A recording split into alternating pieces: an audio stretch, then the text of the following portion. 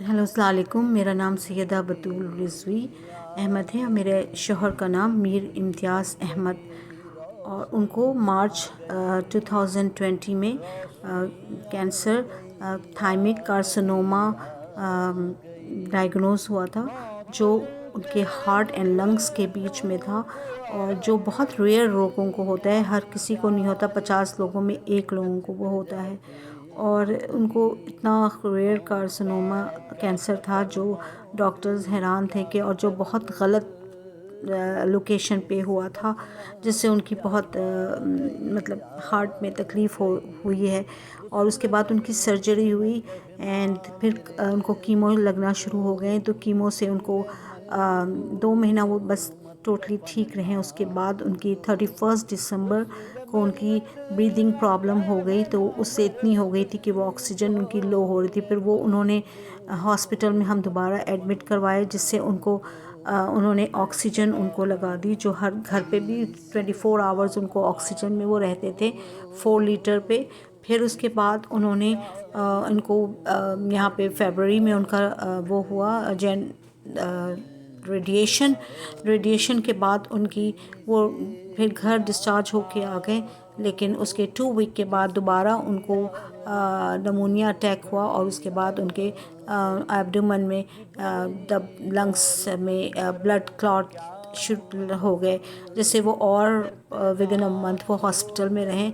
फिर वो ठीक होके वहाँ से आए।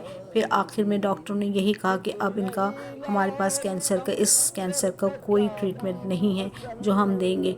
लेकिन मैंने हर लोगों से बोला हुआ था, तो उन लोगों ने उनको कहा कि मैं आपको नंबर देती हूँ, आप मौलाना असद जैदी को आप कॉल करें और उनसे वो दुआ करवाएं।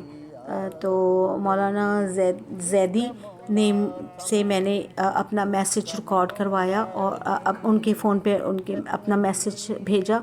उन्होंने सुन के मुझे फ़ौरन रिप्लाई किया।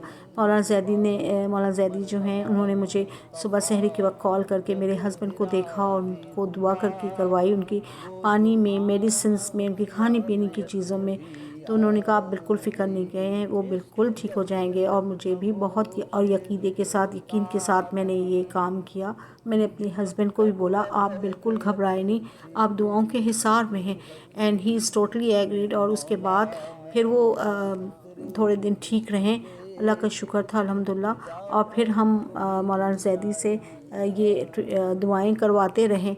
उसके बाद इनको दोबारा लास्ट थर्सडे इनको अप्रैल 17 को दोबारा इनको तकलीफ़ होने लगी, डायरिया हुआ। फिर मैंने उनकी ऑक्सीजन कम हो गई, फिर मैं इनको इमरजेंसी में दोबारा ले गई। और फिर फ्राइडे नाइट उन लोगों ने, डॉक्टर्स ने कहा कि इनका हार्ट स्टॉप हो सकता है, उनकी फ्लूइड इतना उनके जिस्म में भर गया है, तो हम इनके डायलिसिस करेंगे। मैंने फ़ौरन मौलाना जैदी को कॉल की, और उन्होंने मेरे हस्बैंड को कहा कि आप वीडियो में लेके आएँ, मैं इनसे दुआ करवाता हूँ। मेरे हस्बैंड ने उन्होंने मौलाना जैदी ने जो कहा वो हाथ उठाए। उन्होंने, मेरे हस्बैंड का हाथ नहीं उठ रहा था, लेकिन उन्होंने दोनों हाथ उठा के दुआ के लिए बुलंद किए, और मौलाना जैदी ने उनसे दुआ करवाई। हर चीज़ पे उनके ऊपर, उनके पूरे जिस्म पे दुआएं उनको हिसार में लिया। और उसके बाद उनकी दवाओं पे जो दवाएं थी, मेडिसिन थे, ड्रिप्स थे, सब पे। तो मुझे इतना सुकून इत्मीनान हुआ, और वो लगा उन्होंने डायलिसिस शुरू किया, तो डायलिसिस से उनकी काफ़ी हालत बेहतर होने लगी। सुबह उनके नंबर्स जितने भी थे वो सब सही होने लगे। इवन उनकी जो हार्ट की डॉक्टर थी, उसने भी मुझे कॉल की कि जो उनकी पाल्मरी आर्टरी जो को ब्लॉक कर रहा है, जो नैरो कर रहा था इनका कैंसर, वो अब नज़र नहीं आ रहा, डिसअपीयर है, नहीं है वहाँ पे। तो हम इतने खुश हो गए, हमने खुदा का शुक्र अदा किया। उसके बाद शाम में उन्होंने कहा कि हम के डायलिसिस के डोज थोड़ा और इसको हम स्ट्रॉन्ग निकालेंगे। 100 ml पर आवर था, तो उन्होंने कहा हम 150 करेंगे। اور انہوں نے وہ شروع کر دیا. اس سے ان کی طبیعت تھوڑی پھر بگڑنے لگی. پھر میں نے مولانا زیدی کو کال کی, انہوں نے پھر دعائیں کی. انہوں نے کہا بالکل نہیں گھبرائیں, اور اللہ کے شکر تھا کہ وہ تھوڑا سا بہتر ہونے لگے. ان کو گھبراہٹ ہو رہی تھی, لیکن میں نے اپنے ہسبینڈ سے کہا آپ دعاؤں کے حصار میں ہیں, آپ کو کچھ نہیں ہوگا. پھر میں وہاں سے رات کو مڈ نائٹ گھر آ گئی. انہوں نے مجھے یہاں پہ پینڈیمک کی وجہ سے ہاسپٹل میں رہنے نہیں دیتے لاسٹ ٹائم, تو 1 ڈے بیفور اس لیے مجھے رہنے دیا تھا بیکاز آف کہ وہ بہت خطرے کی رات تھی, کرٹیکل تھی. اور اس کے بعد میں گھر آ گئی تو صبح 7:41 پہ میں جب جا رہی تھی ہاسپٹل, 7:30 پہ گھر سے نکلی ہوں, 7:25 پہ. پھر مجھے 7:41 پہ کال آئی کہ your husband has passed away, ان کی جو ہارٹ ہے. میں نے کہا واٹ ہیپن ٹو ہم, تو کہتے اس کا ہارٹ اسٹاپ ہو گیا. تو بس اللہ جانے وہ دعاؤں کے حصار میں ہی تھے, اور میں بھی شاید, تو میں کس طرح میں نے وہ 10-15 منٹ کا راستہ ڈرائیو کر کے گئی ہوں کہ آئی ڈونٹ نو کہ مجھے کچھ بھی ہو سکتا تھا, ایکسیڈنٹ ہو سکتا تھا.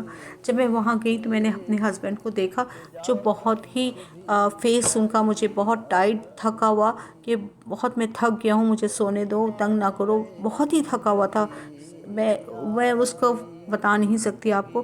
لیکن جو میں نے ان کو آفٹر غسل کے بعد جو دیکھا, تو جیسے ہی میں نے مجھے دکھایا گیا, تو میں نے جیسے ہی دیکھا تو میرے ہسبینڈ کی وہ اسمائل جو آلویز ان کے چہرے پہ ہوتی تھی لوگوں سے ملنے میں, وہ اسمائل ان کے چہرے پہ تھی.